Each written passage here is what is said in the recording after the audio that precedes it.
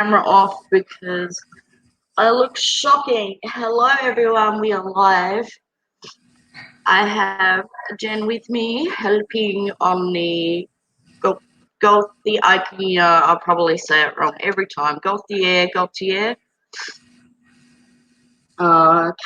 Missing persons case from 2015. I don't have everything up just yet. I'm going to mute my audio.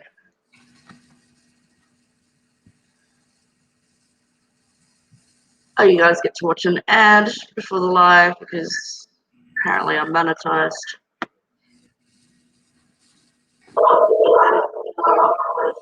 Hey, that playback. I just listened to myself just quickly there on the playback. I think it's clear. I think that is what is working. It sounds very clear to me. Wow, yay! I don't need to buy a $200 microphone.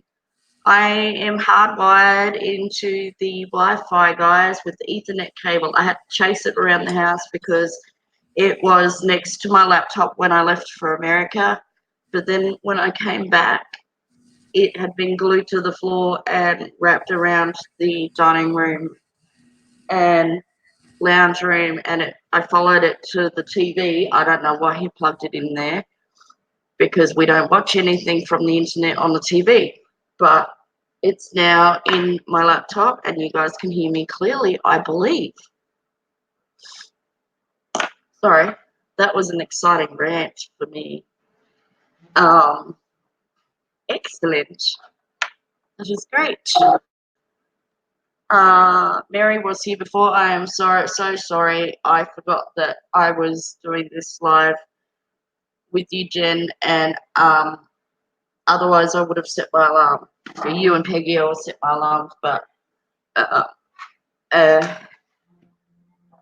yes.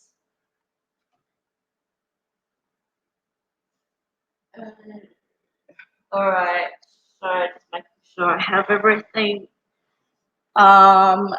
So you guys might have watched the video I did about, well, actually a while back.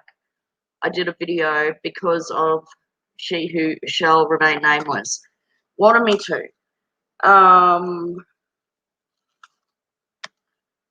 Called The Bad Teacher, and it was more about this missing person's wife than it was about this missing person, which is wrong. And I will, it should have been, like the initial video should have been more about him because he's the victim and she's not. So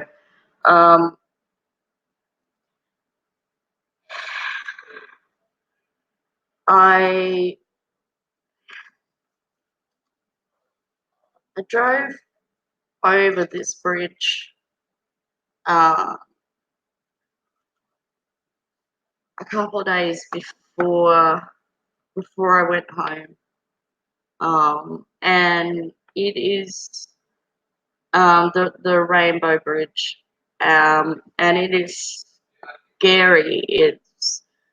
I thought that our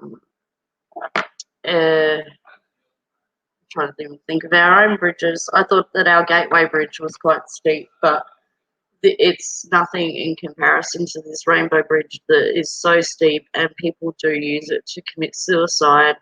I don't know. Have you seen it, Jen? Oh, hang on. Where are you? What? You've gone and dropped out. I'm sorry. No, hang on. I'm back. Oh, you were out of the stream. You dropped out and got back in. Sorry. Yes. Sorry about that. Okay. I have driven over the bridge several times. Yes. Seen Do you it. find it scary? I mean, I did because it was just so steep and like It's a big. we don't have those kind of here, like those kind of designs. Oh, really? Mm-mm. It's definitely Not that I would say.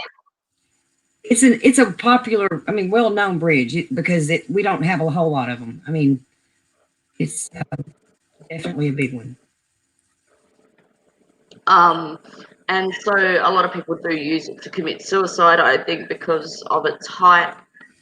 And that is where Joseph's car was found that night, at the top of that bridge. I'll see if I can bring a picture up of it. What did I bring up? Sorry, we were running. I was running an hour late, and I didn't have time to bring up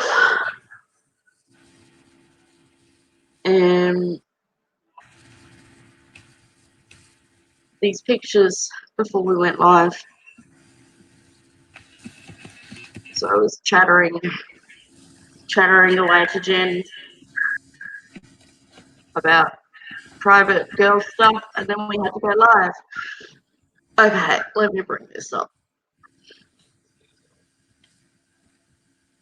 It's an interesting design. Okay, share screen.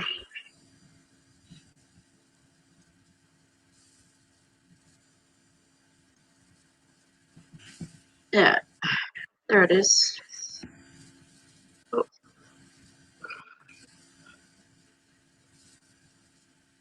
But yeah, it's crazy steep and then kind of flat at the top for a little bit. And Joseph's body was never found, and I kept it.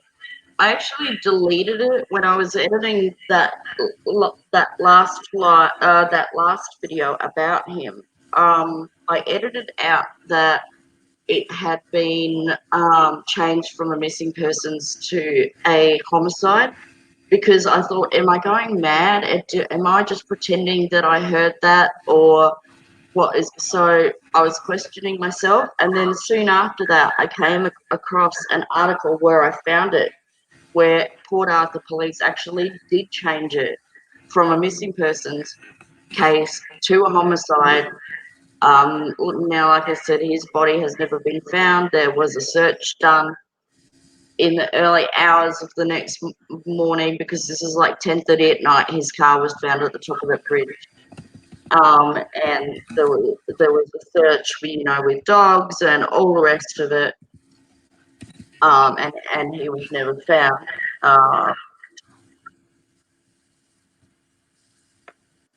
What I didn't air in that episode is like everything that came out afterwards. So I was thinking, and I don't know everything about this case, to be honest.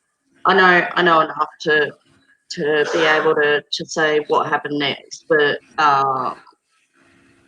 do you remember this case, Jen? No, I don't. You don't remember it? Oh, well, what help are you then? Well, I just, because I've read a lot about it, all, but I don't remember when it actually happened. Oh, right. Okay, all right. I've read a lot about it, and I've listened to the 911 calls, and just researched it. But that's all I've done. Yeah, and but it's quite strange, isn't it? Like, a lot of the missing persons ones, like from Penola County, and then from me, like going outwards, like to Gregg County, Harrison County, Rusk, and where this similar thing seems to be happening in Texas when some people go missing. And I was looking at the common denominator, is that how many cars are found with the engines running, some sort of personal effects still in the car. Person has gone poof, disappeared. This is not the first time that has happened with a missing persons case, and in fact, it's quite common across a lot of the cases. And that is my plan this year, is to show that common denominator of the cars running, or when the people have been spotted, that they appear to be like delirious or confused, or something like that. So what is going on here, that there are all of these common denominators in these missing persons cases. It's Yeah, it's very strange and too common. too common for it to be a coincidence. Now, I received an email from someone to my Miss Mystery account. Remember, people, I previously rebranded to Miss Mystery, so I didn't check that account very often. And I want to talk to this person more because I won't say who their name is, but they have hit. Suffice to say, they have looked into missing cases, and they have hit the nail right on the head when it comes to the common denominator in a lot of these cases. Not all of them, but even going back to the ones of like in the 90s, like 96, Penola County, Jenny Lofton, or Doris McIntosh, Mhm. um, and then come forward to last year. It's been a year since Rosemary Rodriguez went missing, and or Kim Flint out of Rusk, where these cars are found, um, and Tidwell. Tidwell, yeah, Yeah. Yep. Jimmy, Hmm. Jimmy Tidwell. He was supposed to go back to work, or he just left work, or he was supposed to go back to. He just left work, and it's like what happened. Like Doris, hers was at night, but I remember Doris McIntosh, Penola County, and her car was found. Now I can't remember if it was running or not, but I think it might have been. And someone said that she had been disorientated. Well, we know people have said that about Lauren Thompson. And now I have to say last year, I have to say that in 8 days' time, it is going to have been a year. And I never wanted to be at that point. I thought, probably hope there's a better word, that Lauren would have been found by the 1 year mark, but that it does not seem to be the case. Depending on who you speak to, that is my fault. Yeah. And some people will not take responsibility for their part in this case.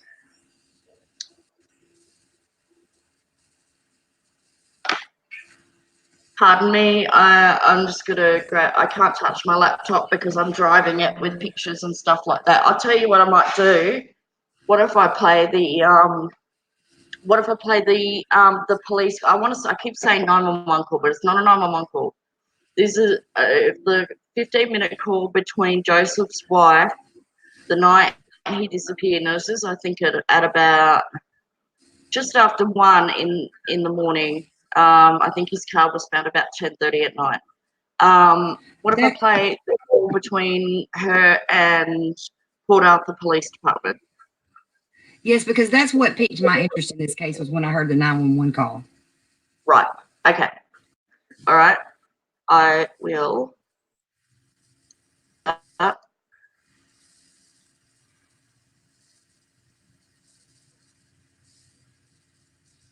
It is definitely interesting for those of you who haven't heard it.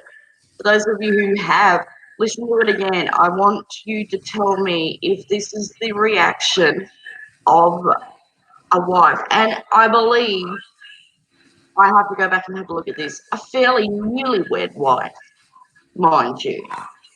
I do not think that that they had actually been married for years and years and years and years.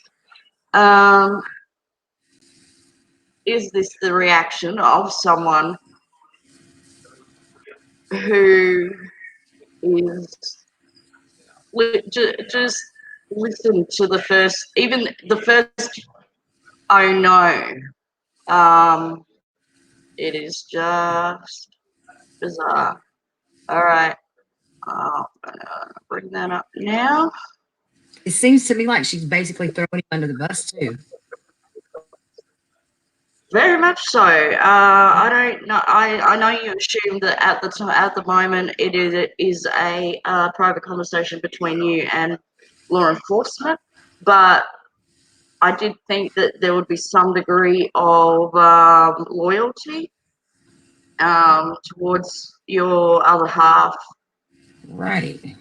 just in case. I mean, you don't want them to get into trouble for anything else, legally or otherwise. Right. Agree. All right, so this is actually the fourth call that night. The other three were just really quick for Port Arthur or her to Port Arthur police, trying to find out what's going on, and even they don't know, obviously, because they've got boots on the ground and it's all unfolding as they go. So this is about just after 1 o'clock, a couple of hours after his car was found.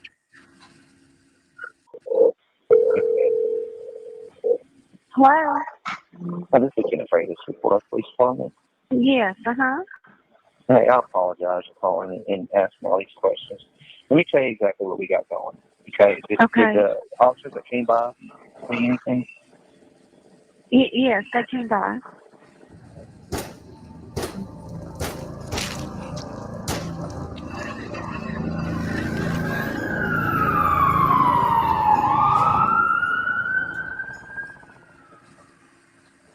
Okay. We got a call about an abandoned vehicle on a bridge. Oh, So no. when we went up there, we found this truck, and it's running. It's just left running on the bridge. So I was coming by and checking like these hotels over here on the Bridge City side to see if I don't know if something happened to the truck or what the deal is. But at this point, we're trying to work every angle on this to You try gotta to be figure out kidding. what's What going bridge? on. The Rainbow Bridge. And it's running at the top? Yes, ma'am. It's left running. And he's not in it? No, ma'am. Oh, So my we're just trying to God. figure out where he's at. Because he had, oh, my God. Was there anything going on tonight? Well, I was getting ready to go to bed. His brother-in-law lives here, and he had been drinking quite a bit. His brother-in-law was there? Huh? Yes, his brother-in-law and the children and me, his wife. Okay. And he was already 3 sheets in the wind. And Okay. he said he has to get up for 5:30 in the morning, and he said he had a nerve problem, and he wanted a couple of Valiums to help him sleep. Uh-huh. And I told him, I actually gave him 2 of them to calm his nerves down, and he seemed to be calmer. And then he told me he wanted 4 more. And I told him I would not give him 4 more. I said, that's too many. I said, what I gave you was enough. I said, that's what I take for me to go to sleep. I'm a school teacher. And I said, that should help you go to sleep. I said, you need to get in bed and go to sleep. I mean, we weren't arguing or anything, but he got mad. I gave him 4 more. And I said, Joseph, I'm not giving you 4 more. That's too much. I said, you've got issues. I said, you can't have that many. I said, you look at you. I said, you're already stumbling. You drank a lot. I said, get in bed. You got to go to Galveston more. He took his phone and he smushed it and he crashed it and threw it on the floor and threw a little temper tantrum. And he said, well, if you don't want to give me 4 more of those, I'm leaving. And I said, well, you don't need to be leaving anywhere. I said, but God, I said, you just need to get in bed and relax, take a hot bubble bath. And before I knew it, he was acting up, and he told his brother he was leaving because I wouldn't do what he wanted me to do. So his brother, was he still there? His brother's here with me and the children. His brother's children. Okay. And he took off because he was not going to give him that. It's addiction. You can't give that like that. So does he have a problem still? Well, apparently, yes. I mean, they're prescribed to me, and I take one maybe every other day. Mm-hmm. And he claims he has a nerve problem, and he asked me to give him a couple to help him sleep his body on it, and that wouldn't have been make him sleepy. But he also has drank probably quite a bit, and about an 18-pack or so, and then he wanted 4 more. I can't give him 4 more. That's an overdose. That's not, I'm not going to do that. Does he have a type of injury, or has he been diagnosed with anxiety or anything like that? No, I think he's bipolar, to be honest with you. I have an appointment set for him May the 11th at Dr. Kutzer for anxiety and panic disorder, but I think he's bipolar because he tries to get his hands on every single substance. He says to elevate his mood in the morning, and he needs to bring down his mood, and talks about taking something to elevate his mood. And he also had been smoking that fake weed. Mm-hmm. Did he do any of that? Yes. I don't do none of that stuff. I'm a school teacher, okay? But I know he goes outside and does it. I can't stop him from doing it. I don't let him do that. But... Hey, hold on, can I get you to hold on just 1 second, please? Yes. Yes. Oh.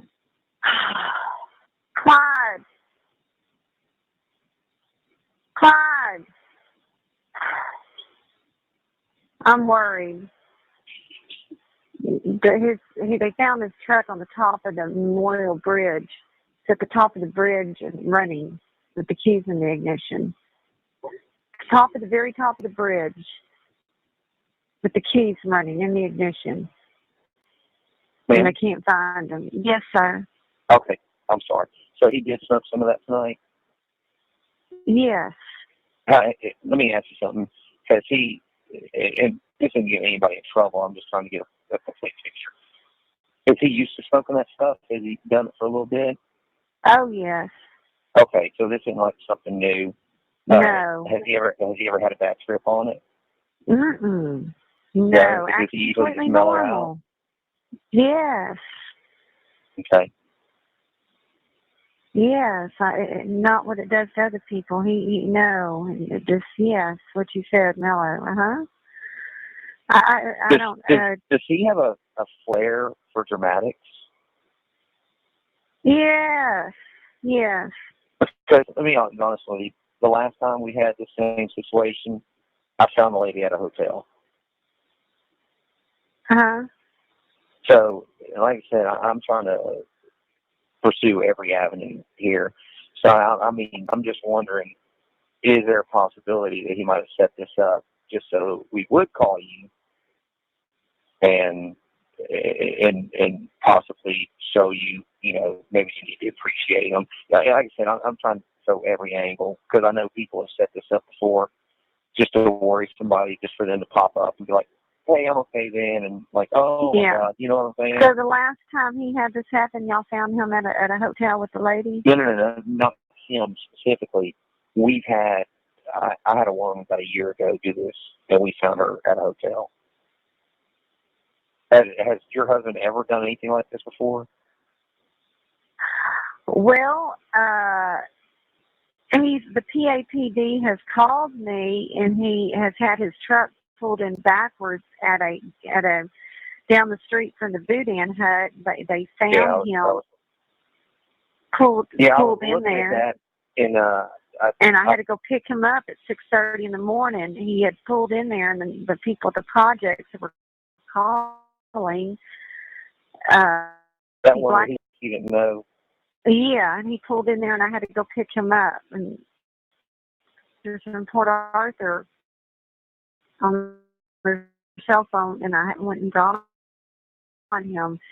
But what is he doing at the top of the bridge? Well, like I said, the last one did that to try to make it look like she had jumped, and then we found her at a hotel.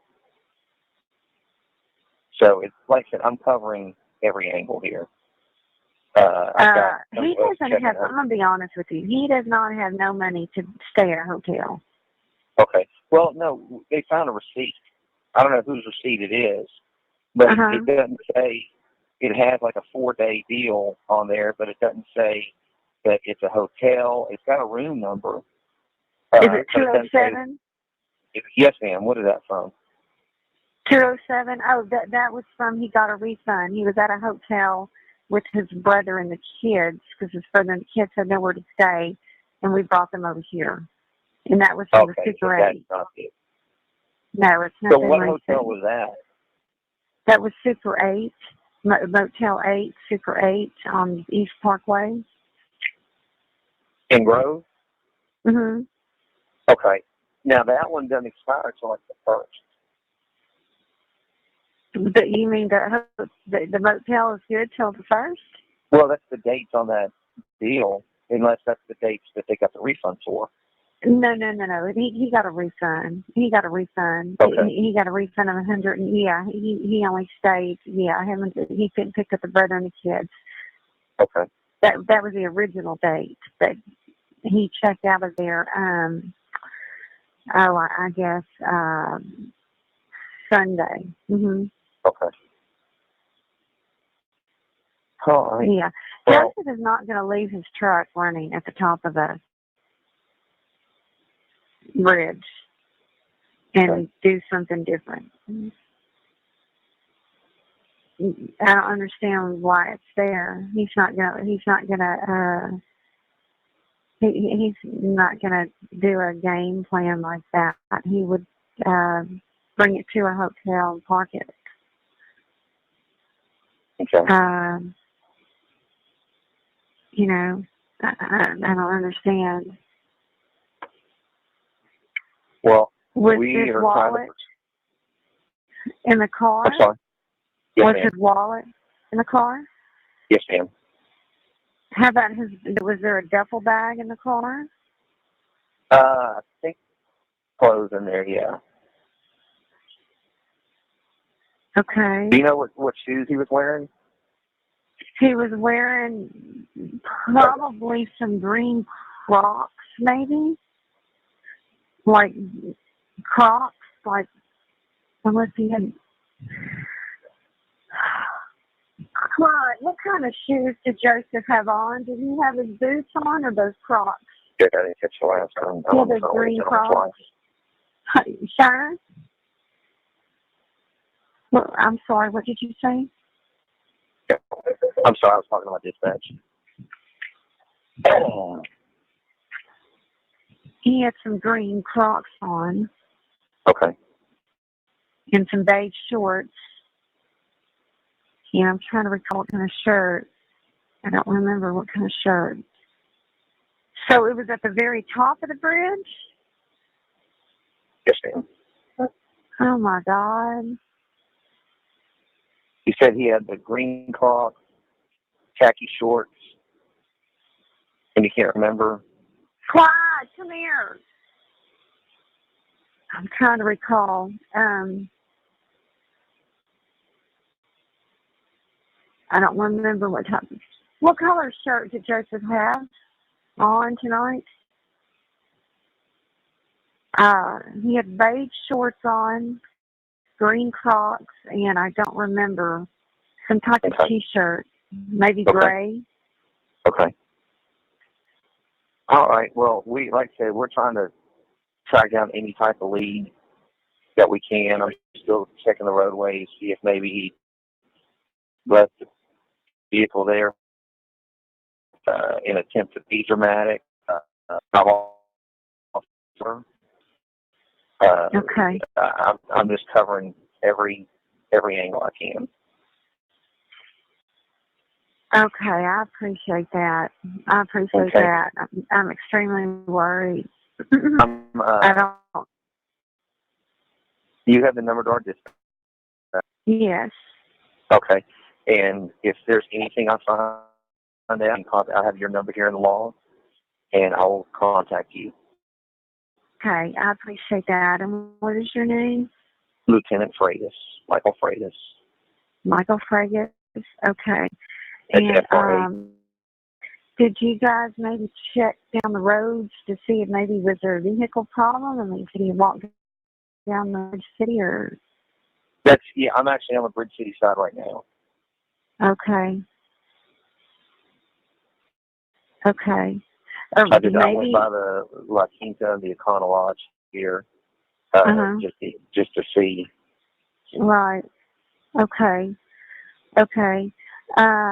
He ain't me posted, so I know what's going on. Listen, if it gets to a point that we need to move your, is there a certain wrecker that you would want to use? No, I don't know of any. Okay. Not really. Then do is if you're home with kids, we definitely don't want a bunch of people up here on the bridge. So I will let you know what wreck comes together. Okay. Okay. I appreciate that. Okay, ma'am. Okay. Please keep in touch with me. Yes, ma'am. Thank you. Uh-huh.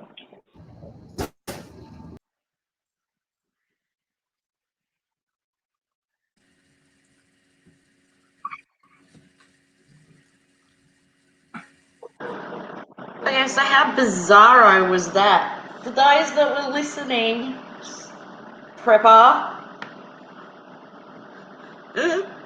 Jen, your microphone is still muted, but do you want to have thoughts on that, or?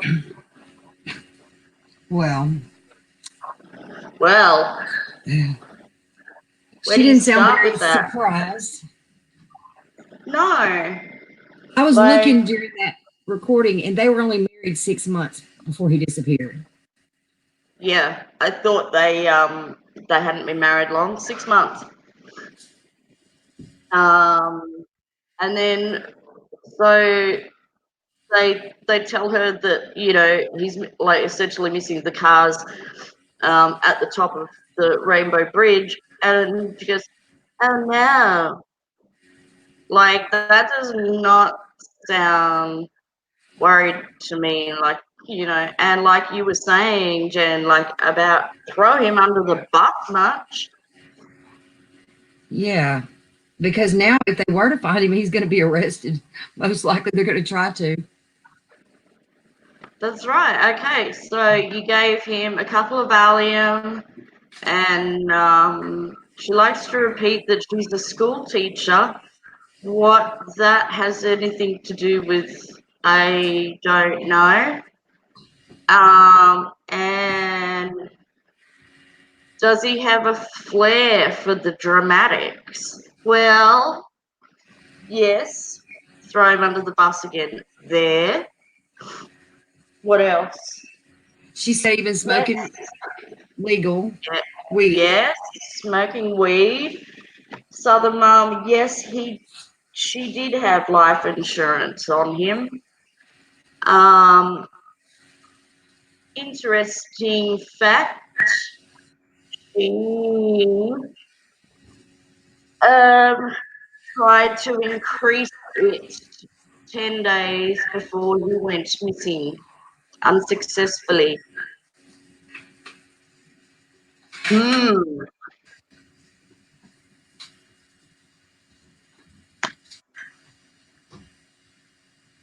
And so, what other thoughts did you have, Jen, when you heard this for the first time?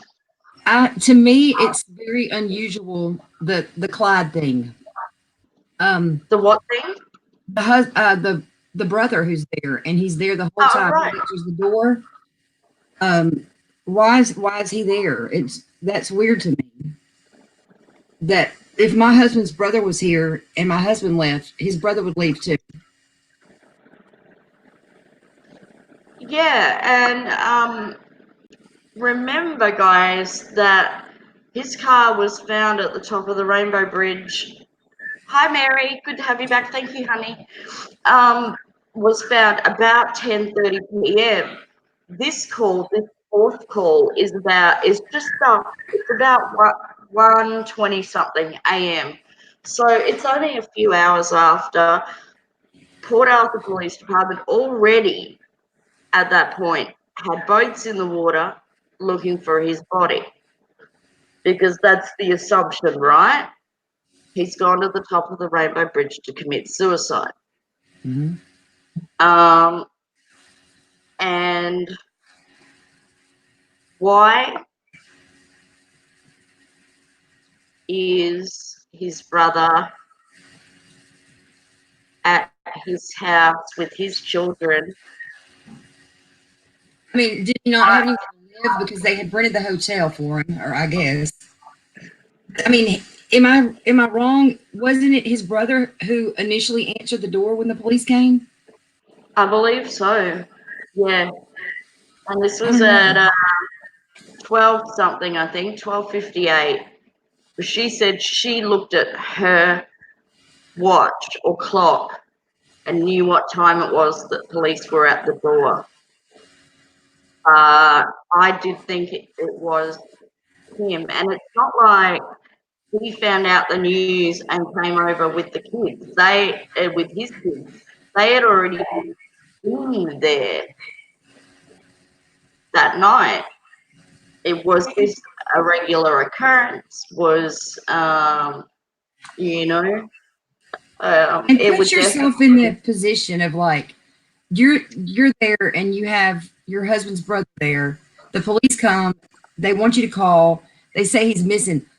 Wouldn't he be standing right there with you listening to the call because you'd be so concerned? Why are the police here notifying us about my brother missing?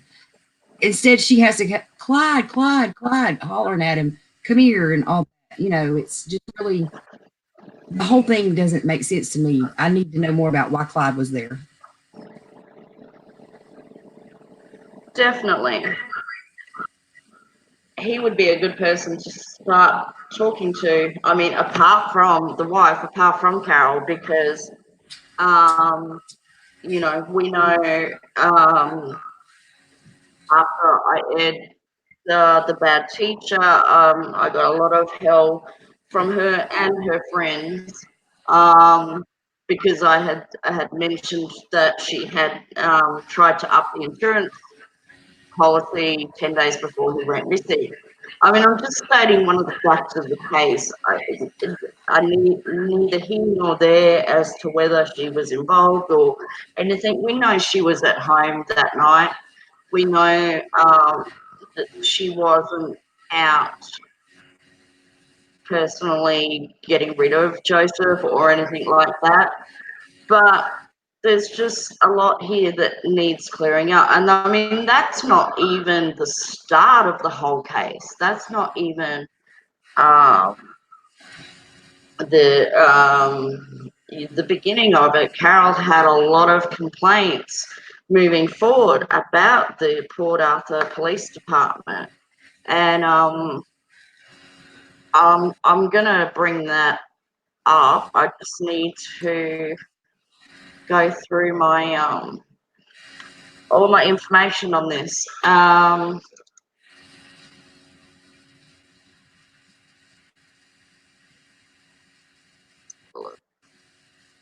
either he really was a pretty heavy drug user or something is strange, because to give your husband 2 Valium and he's been smoking the weed and drinking, I mean, and you just let him drive, because if he's not used to doing that, then I don't know how he could drive. And that's a good question, Southern Mom. I don't know. Is Clyde married? The brother? Well, that is Joseph's brother. And yeah, you've been married to this guy for 6 months, okay? And he's already drunk, as you say, and has smoked weed, pardon me. Why are you going to give him 2 of your own Valium on top of that? And if you do, then he just you go to bed? You're not concerned about him driving? Exactly. And I think it was a big pickup truck, like a lot of people in Texas have, but, you know, just bear with. I am trying to find the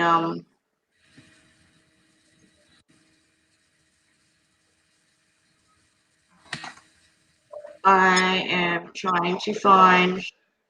What am I trying to find? I am trying to find the an incident report.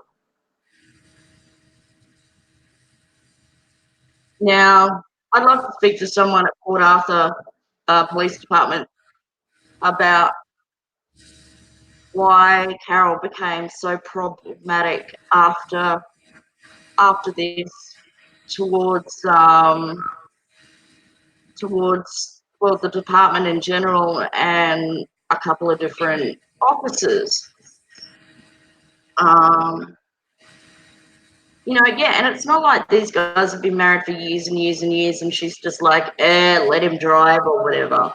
If I've been married for 6 months, if anything, you're more cautious about your new husband, aren't you? Than not. I would think so.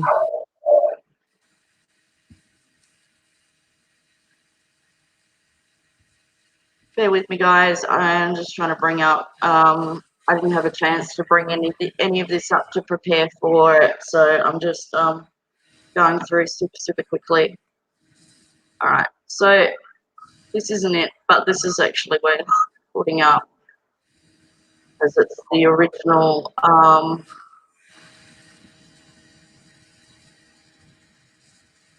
The original flyer from when he went missing and the details about that. So it is good to give that give that information to you guys because but my computer again running a little slow. Hang on. I'm gonna share screen on this one.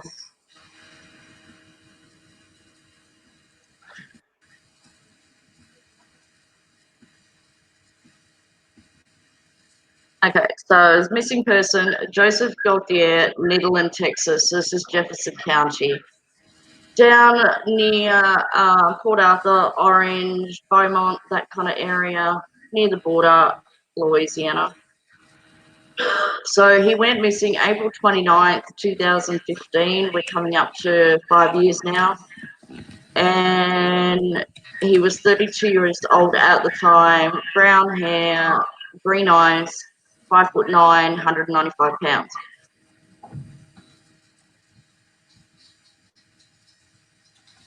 Joseph was last seen around 10:30 p.m. April 29th, 2015, leaving his home in Nederland, Texas. So it's about a 15-minute drive from there to the Rainbow Bridge.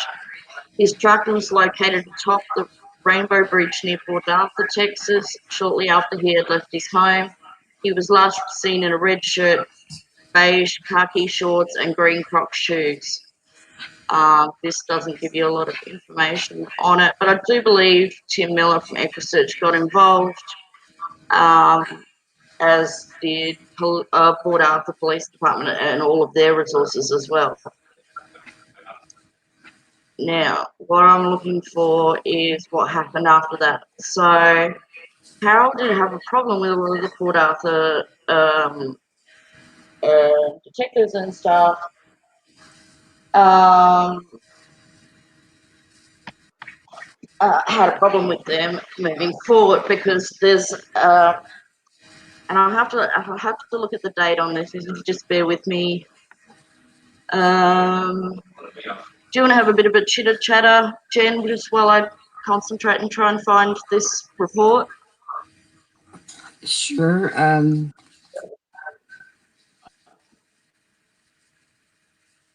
reading the Reading chat's always good. I think it's still going on a bit. Gauthier. Felony. Mary Gauthier, that's right, isn't it? Gauthier, is that how you pronounce it? Gauthier? Yeah, Gauthier. Okay. Right. Trying to find that while we're doing this Southern Mom about whether or not his brother is married. I'm trying to see if I can find that information.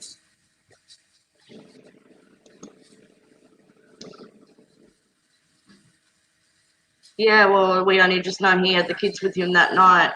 She had, I believe,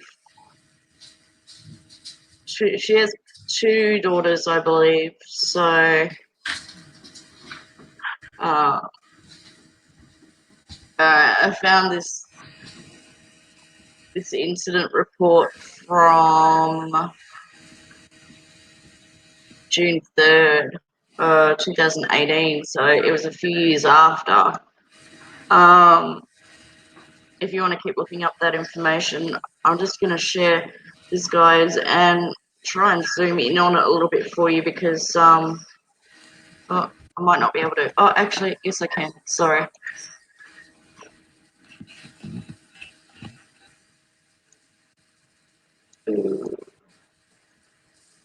Okay.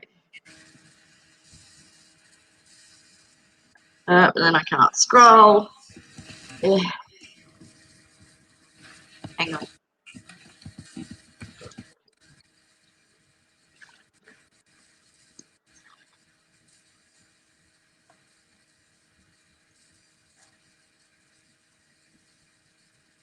Okay.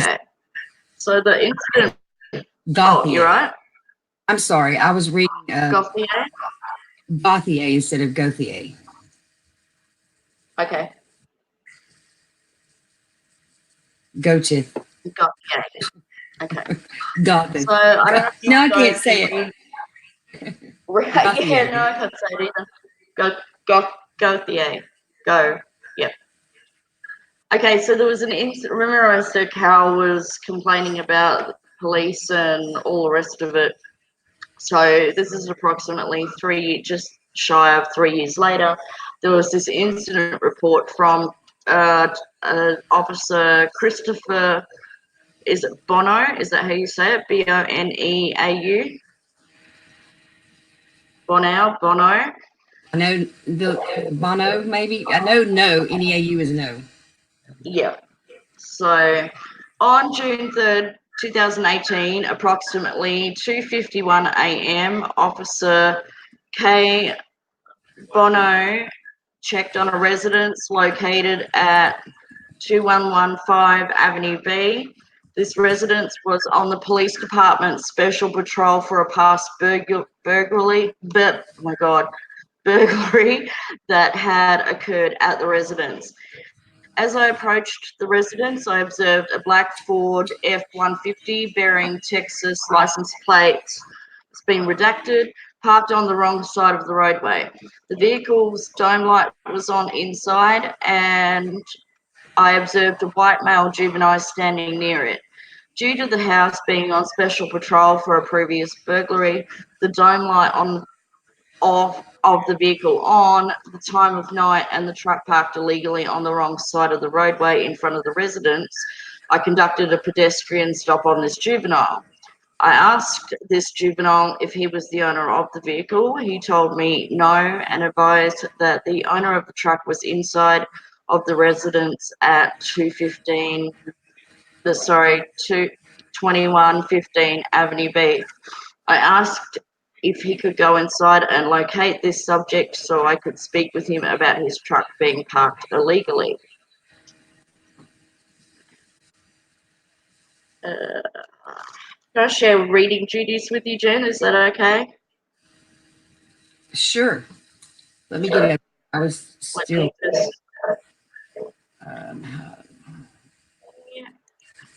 Let me just quickly send this to you as I am not organized right now, but yeah, this is interesting, guys. Really super interesting. All right, let me find this file and send it to you. I was going to respond to Southern Mom. That's exactly what happened. He got mad, left the house drunk on Valium while her and her brother-in-law were left at the house.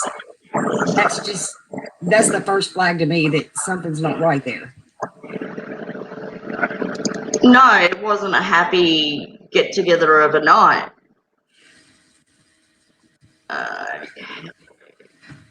Documents. All right.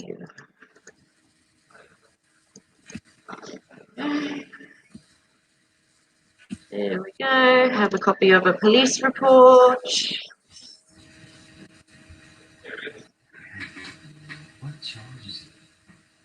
That would give me a chance to find this other information too.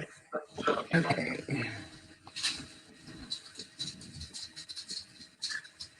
I have it in front of me. I don't know where you stopped reading because I was looking for other information.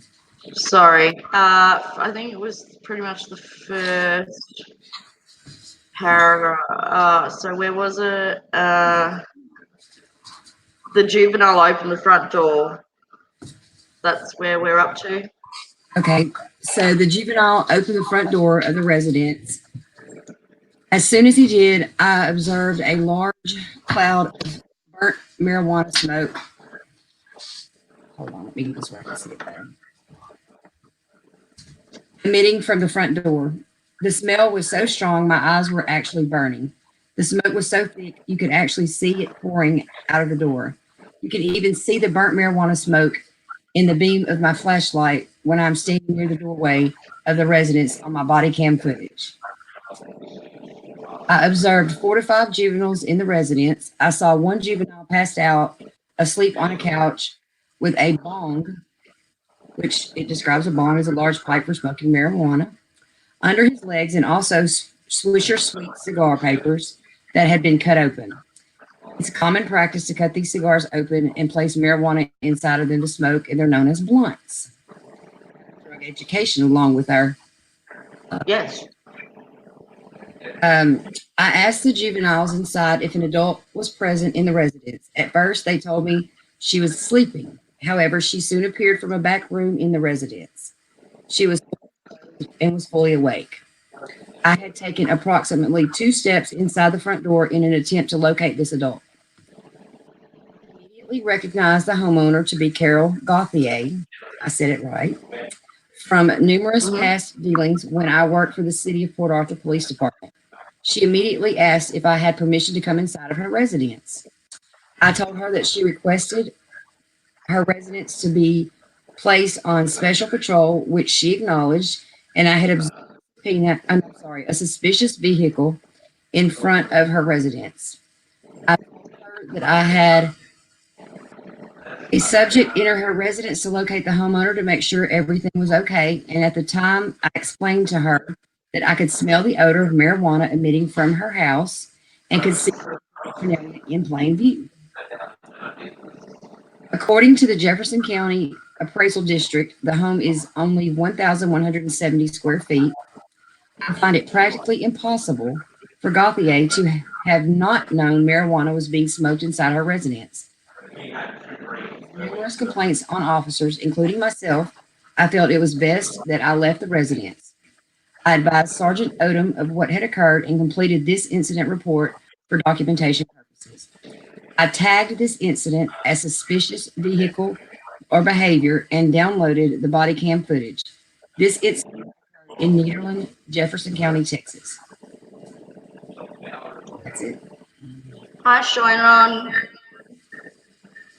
Thank you for reading that for me. So yeah, so she was still a school teacher at this point, but she has a bunch of teenagers allowed to be making blunts and things like this in her lounge room. And this police officer, because of the history of complaints from her towards Port Arthur Police Department, during which I might add resulted in a couple of them being fired because of this, and then later being reinstated, but we can get into that another time. Who rightfully kind of backed out because it wasn't good for him to be the officer that came across this, considering the history of her dealings with the Port Arthur Police Department. And I can answer some of that, and I will pull that up. Just how inappropriate is this, especially for a school teacher? Very.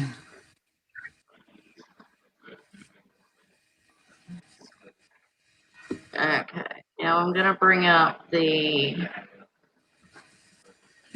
I am just making sure I'm bringing up the redacted version of this.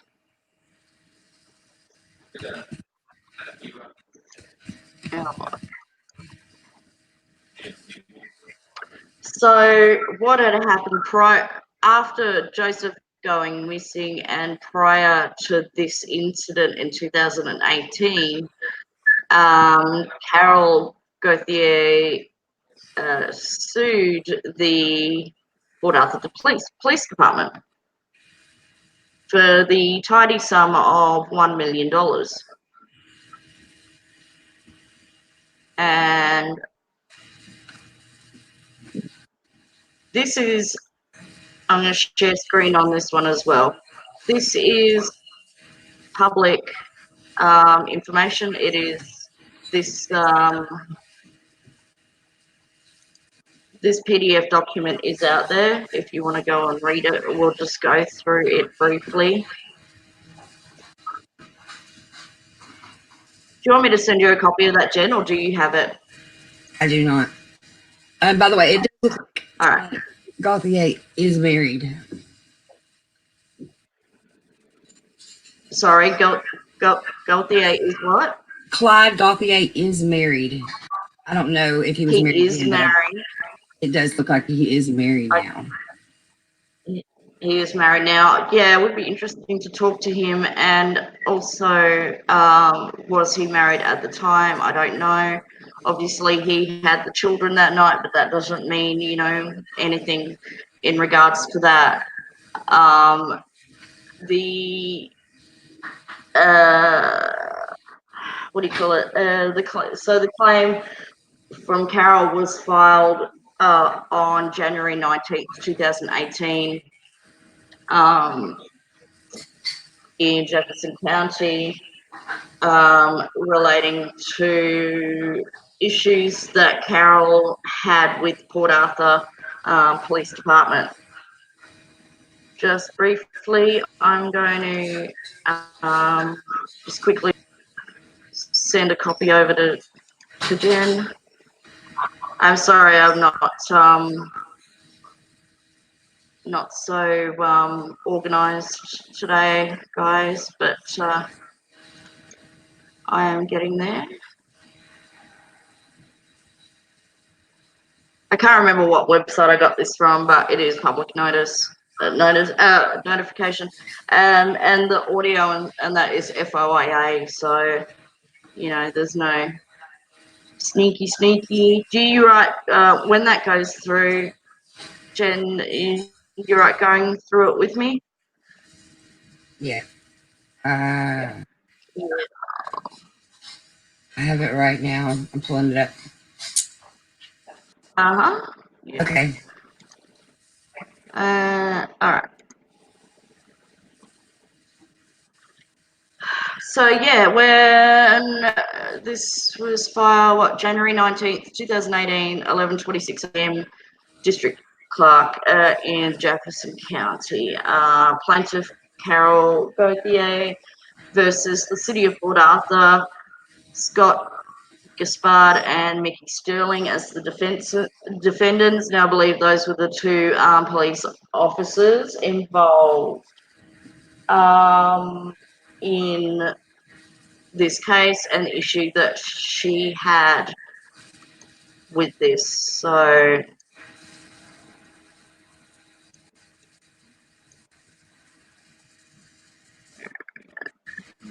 do you want to read out anything there that is relevant to this, and we can skip over the other stuff, but you might understand this a little bit more given where you live and your history and things like that, Jen?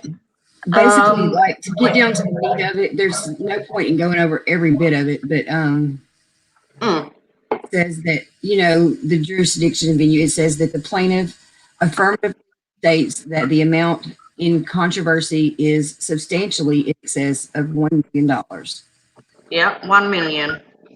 And then going down to the facts of the suit, it says that Carol and Joseph Gauthier were husband and wife. morning of April the 29th, 2015, he left his home in his own vehicle, and sometime thereafter, it was found on the Rainbow Bridge. To this date, neither Joseph nor his body have been found.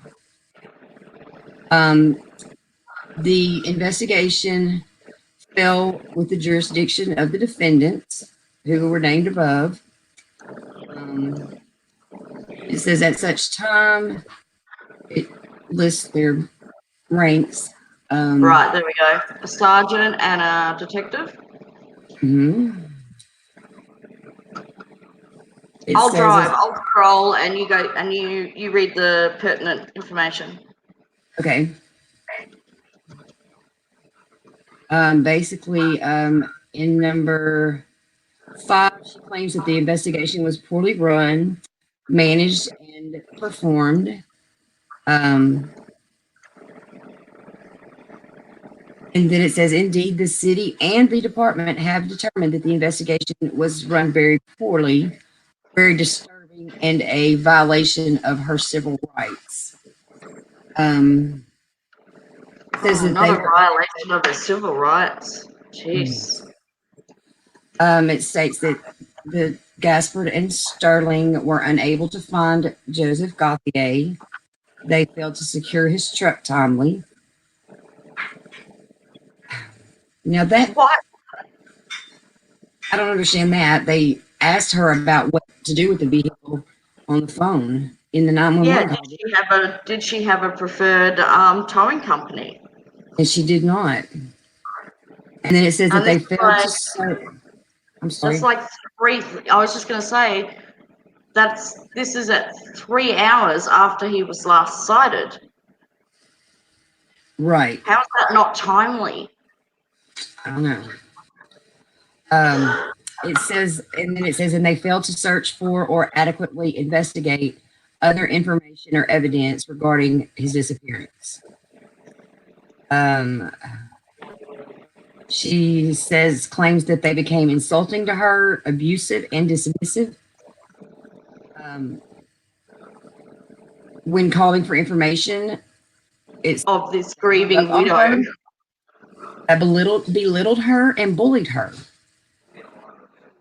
Told in an angry and sarcastic tone to go get therapy, and that they were shutting the case down. Then let's see. Oh, here we go. They it's in there. It's public.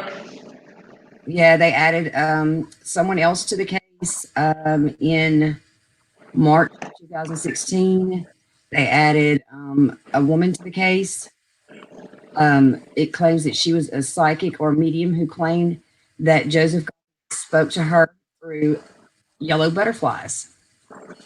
Gaspard and Sterling integrated this woman into multiple facets of the investigation, and she rode with Gaspard on patrol, and she was provided documents and other materials for the investigation, and was allowed to be present when he interviewed people regarding the case.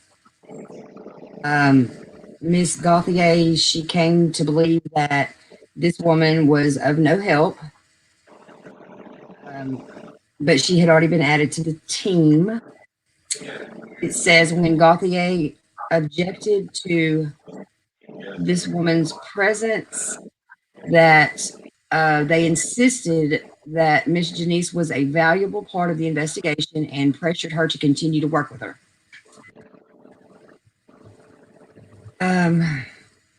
So just to clarify here that when this woman's added to the case, we're talking what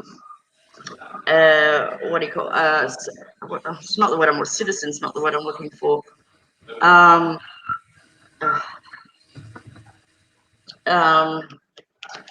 Sorry, the word has escaped me. But and this isn't law enforcement. This is just a member of the public. Is what I was trying to say. I'm trying to think of the same word. I can't think of it either. Yeah, I thought it started with C as well. Hang on, not citizen. No, not citizen. what's the word I'm thinking of, guys?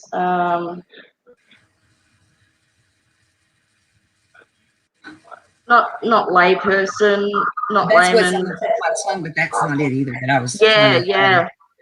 You too. Yeah. Shoot, can't think of the word. civilian. Civilian. There we go. That's it, Yeah, right? started with C as well. Yeah. So this person added the case being a civilian, not law enforcement. Nothing to do with like Equisearch or search teams or anything like that. So point 12, I think we're up to. Yes. It says that she also called Miss Gauthier and communicated with her electronically and through text and emails. And some of those calls were late at night and in the presence of the Gaspard person in the suit. Yes. She became intertwined into the investigation so as to become an actual or apparent agent or representative of Gaspard, Sterling, and the department. It says that during this time, it became known that Gaspard had become involved in an illicit extramarital affair with her, and Gaspard and Sterling, full knowledge, used the Gauthier investigation as a pretext to continue his relationship with her. So he used the investigation, I guess, as a means to have a reason to be around her to continue their relationship. To make that more clear, if that did make it more clear.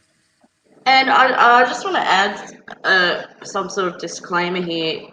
I have not seen any evidence or anything to state that these points are true.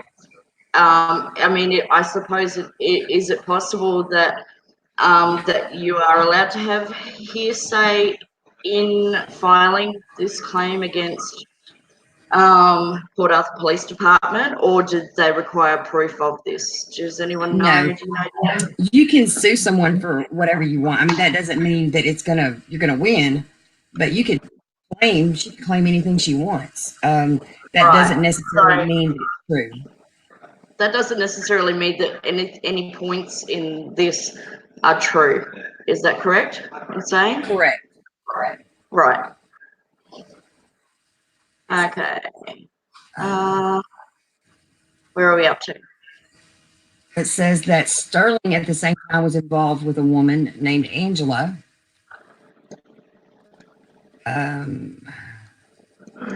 And he was violent towards her and led her to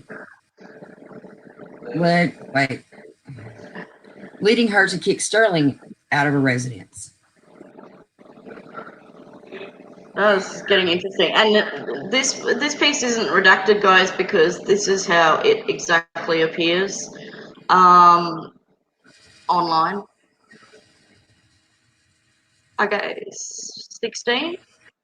It's the Gaspard and Sterling learned that Janice's communications with Carol had included personal details about Gaspard and their relationship, as well as personal information regarding Sterling, the other officer. Again, these are all claims by Carol Gauthier. Gaspard feared that the information would become public and that his wife and family would learn what kind of man he truly was. Sterling was told by Ashcraft to find out if she was mentioned in any of the communications to Carol Gauthier. And so he decided that he would do that.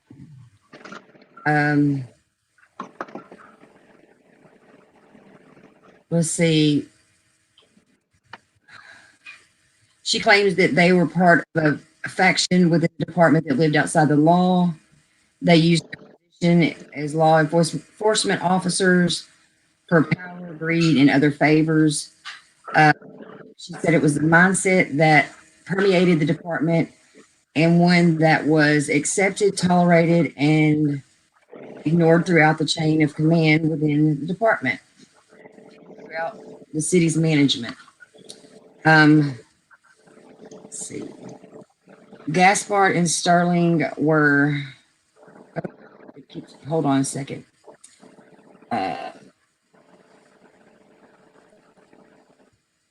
Complicit and involved. It keeps me out, and I'm trying to get back.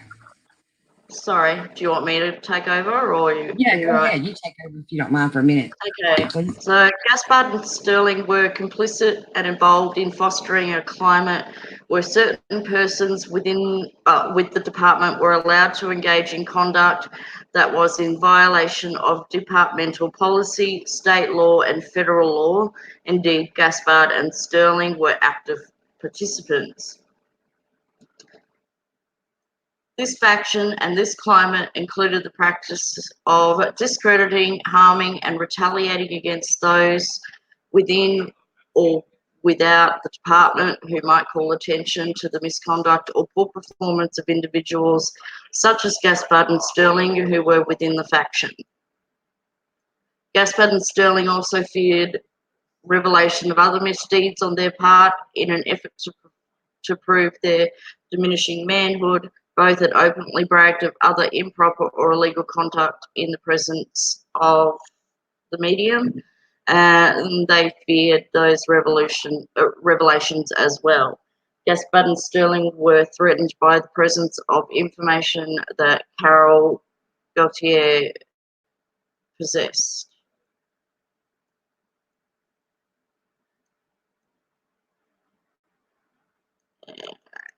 You want to go from 23?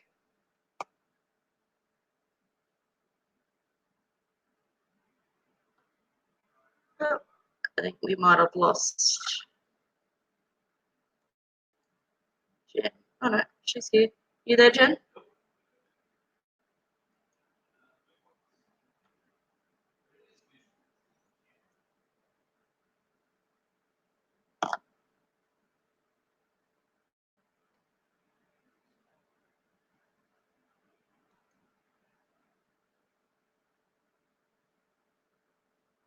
Sorry guys, not sure what was going on there.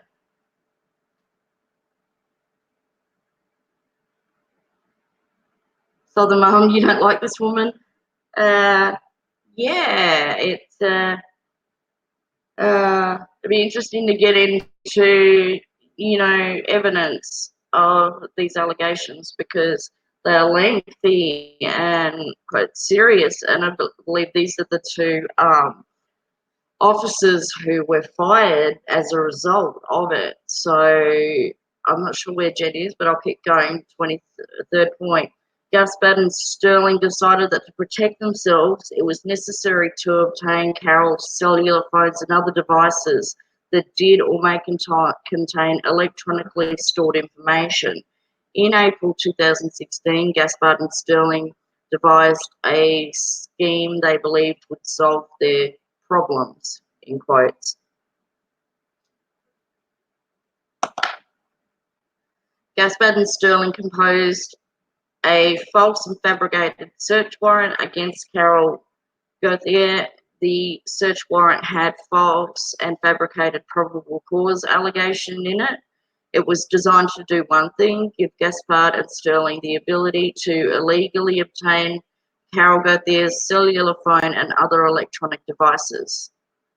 Just remember, guys, we have no proof of this either way, so I'm not going to speculate on the points in this. Suffice to say, it's a public document. I believe it may still be ongoing. I don't think it was settled. No, I didn't hear anything that it was settled. But it's definitely an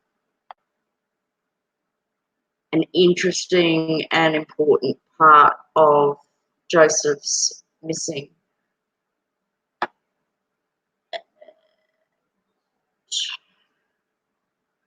Where are you, Jen? We've lost you. I'm here, but my phone died, and I was trying to get it plugged back in because I'm using my computer for one, and then I was reading the stuff off my phone. Oh, sorry. Sorry. Sorry, hon. But I'm here. I haven't. Okay. Okay. Do you need me to keep going? Read one more point, and then I can pick up after that. Okay. So point 25. Gaspard and Sterling then misrepresented the search warrant to a sitting district judge in order to deceive that judge into signing it. So that's interesting. There are some serious allegations here, very serious. Yes. 26. Yeah, go ahead. It's opening on my computer now. Okay. Gaspard and Sterling told those closest to them about the illegal warrant, demanding complete secrecy until the warrant was executed. Sterling, in an effort to appease Ashcraft, told her about the warrant scheme. So he was having an affair supposedly with her and told her about it. I'm still trying. No, you're right. I don't even think we're halfway through here. I'm not sure. There's a lot of allegations. Okay.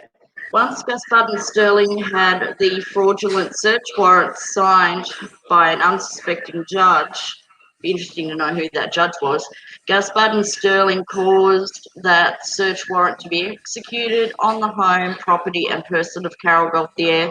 This occurred on April 27th, 2016, so about a year after Joseph went missing, at Carol's home in Jefferson County, Texas. 28 states there was no basis in law or fact for such a search warrant to be requested, much less issued or executed. Gaspard and Sterling knew that. Okay. 29? Yes. I'm increasing the screen size. I do have it now. Okay.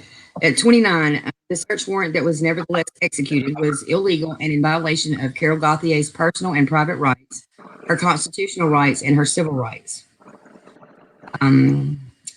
She was both physically and mentally abused, tormented, and harassed during that search. She was threatened with arrest. Her house was tossed, and her things were taken against her will. I agree with that. I was just going to say, I do agree with that point if it is true. I do too. Because when they come to your house and they execute a search warrant, if they break your door in, you're responsible for paying for it yourself to have it repaired. I didn't know that, even if they're at fault. Mm-hmm. Wow. I do remember saying to someone in a group the other day, just explaining in the Broussard case, people keep saying, why aren't there any murder charges, being given to Firamuska, who supposedly killed her best friend. And I said, people need to remember that the burden of proof is on the state, and that proving guilt beyond a reasonable doubt is the highest burden of proof that there is. Whereas and I'm getting to a point with this, whereas probable cause probably has the least amount of burden associated with it. So it doesn't take a lot to kind of prove the burden, have the burden of proof for possible cause, before a judge. Right, because to get an indictment, they have to have, to go before a grand jury, you have to have enough evidence to be able to, to even get them to give you an indictment. Yeah, but what I'm saying is, as far as that burden of proof being on the state, that probable cause has the lowest burden of proof. beyond a reasonable. I understand you now. I'm sorry. Yeah, as opposed to beyond a reasonable doubt, before a jury of your peers has the highest burden of proof. Correct. 30? Go ahead. Oh, I thought you were going. Number 30? Oh, yeah. Okay, I will. At the time the illegal warrant was executed, Carol Gauthier's daughter was at Carol's home. The daughter's phone was taken, and the daughter was likewise traumatized by this invasion. Carol Gauthier further witnessed those events, and this caused her additional mental and emotional harm. During the search, one or more of the officers taunted and laughed at Carol. She felt and continues to feel fearful in her own home because of this invasion. She lost her privacy and was violated in her own home. Once in the possession or control of Gaspard and Sterling, they caused the device or devices that they seized to be dumped or downloaded by an unsuspecting member of the department who was an expert in downloading such devices. When that member asks what he is to look for, he is told that the phone belongs to a teacher and to look for child pornography. That representation is also false, and the search warrant contained no mention of those facts. Regardless, no such incriminating evidence was found. Wow. If that's true, that's pretty serious too. That's super serious. There's a lot here that we're not going to be able to cover in a live today, but I think it would be interesting to see what can be confirmed or debunked, in each and every one of these points, as well as getting the body cam footage from the incident With the marijuana and the kids. yeah. So again, that could be a possibility with FOIA. I do not know, but we will give that a go. 33. When these details eventually became known within the department, Gaspard resigned rather than face departmental discipline. Sterling did not resign, however. He was put on and remains on indefinite suspension for his conduct and role in the Gauthier matter. Okay, So, all right. If that's true, there would be some proof. Yeah, so I retract that they were both fired. So one, so who did what? Gaspard resigned and Sterling was put on indefinite suspension. Okay. So I agree, there would be some degree of proof there. Such bad conduct and violations of policy or law were not unusual for Gaspard and Sterling. Both had prior incidents contained within their files. It is known that Sterling kept and watched pornographic videos on his work computer, kept and stored pornographic, obscene, and racist materials on his work computer. Wow. Both men used the department as means to personally enrich themselves, often performing personal work for pay while remaining on the city's payroll. They also used the department's internal law enforcement only search engines to investigate and carry out personal business and vendettas. This included improper and illegal searches in the personal and private lives of ex-wives, girlfriends, and other such persons. It also included such searches for similar information on various members of the department, the city, and other public officials. That's serious too. That happens a lot here, and the AFP, the Australian Federal Police, are very quick to name and shame officers who use the department's, resources for personal clarification on different people. So that appears to be the complaints. 39 of them, 36 of them. Sorry. Yes, and it basically goes on and just says that explains that how they're responsible for the damages that she's claiming. Yeah, that they were acting under advisement from the department. and that they wrongful conduct. She was deprived of her constitutional rights. Yeah, essentially. So it's just, just a bit of a legal glossary there of, Yeah. explaining She all of just, that. I guess Yep. there's a summary. She says that they use the good old boy system. That's it. I It's can just the agree. way to say it. I can agree with that. We have a case coming up, the murder of Ron Harami, from that's out of Longview, and I can definitely talk to some corruption there in the old boy system, in regards to local law enforcement up to the Texas Rangers. So definitely I can agree with that statement. She says that they were not adequately supervised, they were not adequately trained, and those are the things that some of the things that caused it. And they did not intervene in the city, is what I mean. They did not intervene in the poor treatment of her, and that's why she has a claim against them. Yeah, And that's basically it. pretty much. So it just goes, kind of reiterates again the climate, during this missing persons case.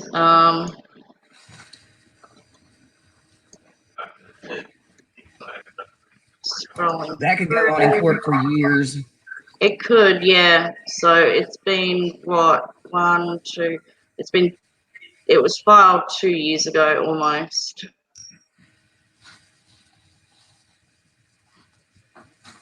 Just scrolling through the rest of this. I think that's pretty much the gist of it.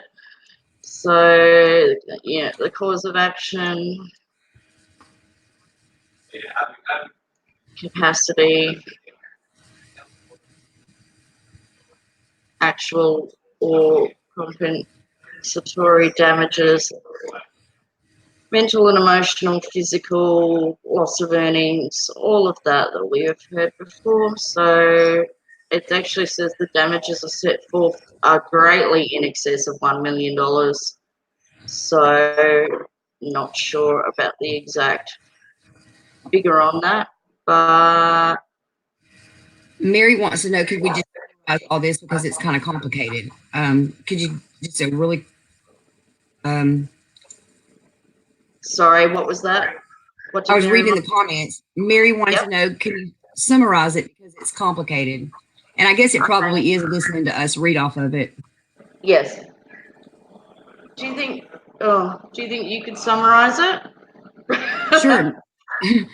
Basically, she just suing the officers that were responsible for investigating the case, along with the department, and she said that her rights were violated and that they mishandled the case.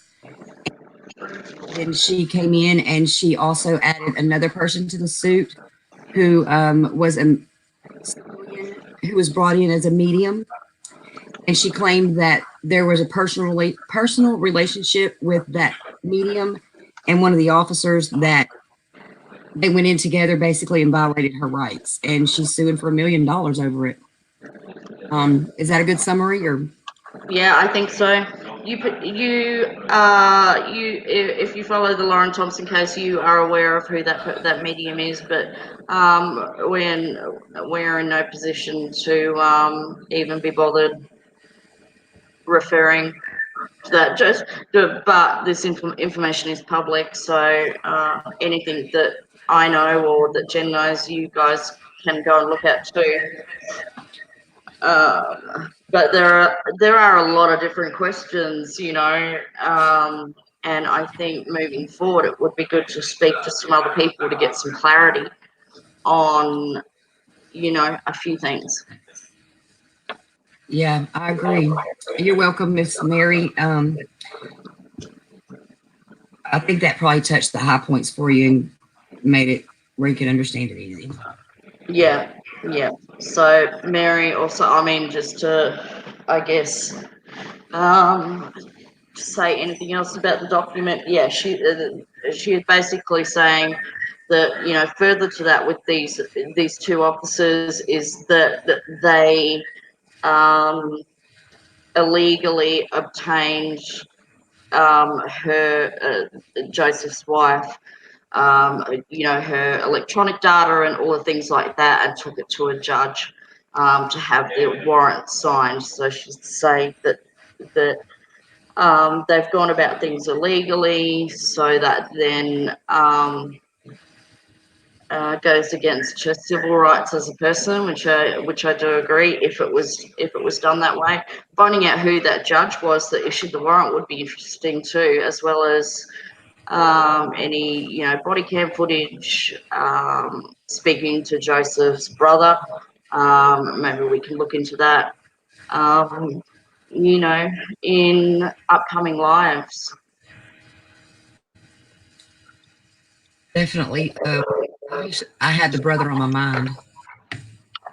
Definitely.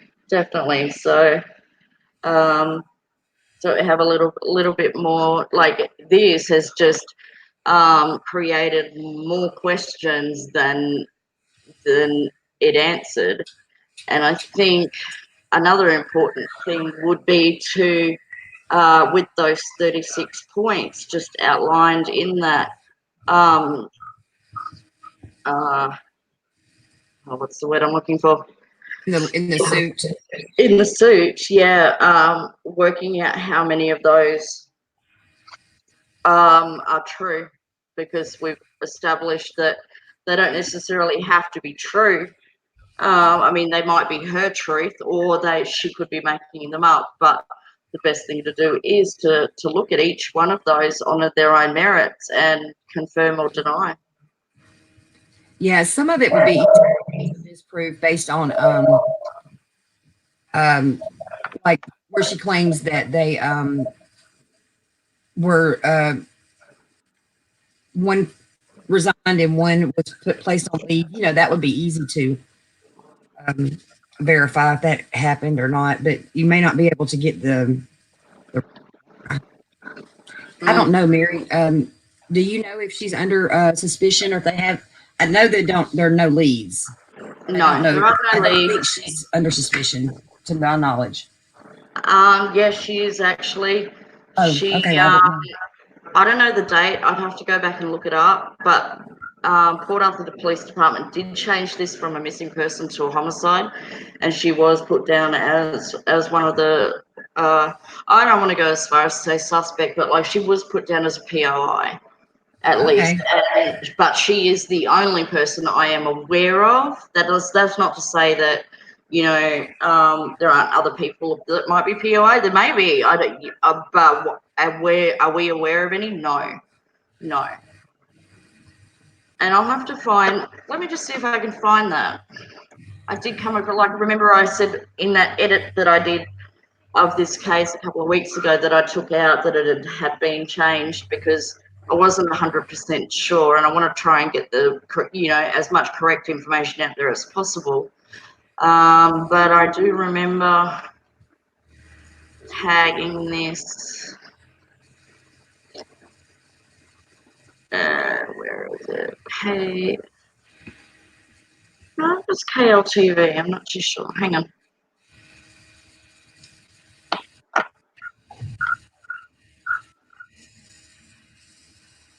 That's the Harani murder. So I've got another one coming up. We'll have to do this week or next week. With more, definitely more corruption on it.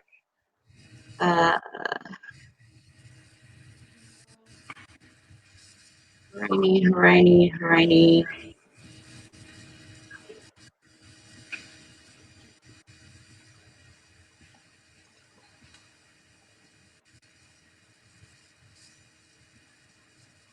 Just trying to.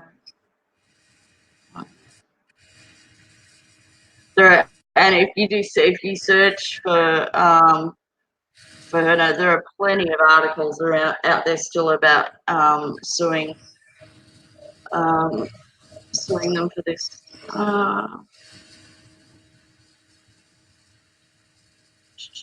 Still trying to find out where they said.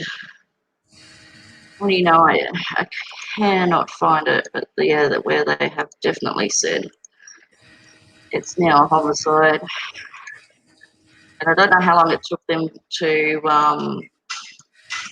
come to that conclusion, but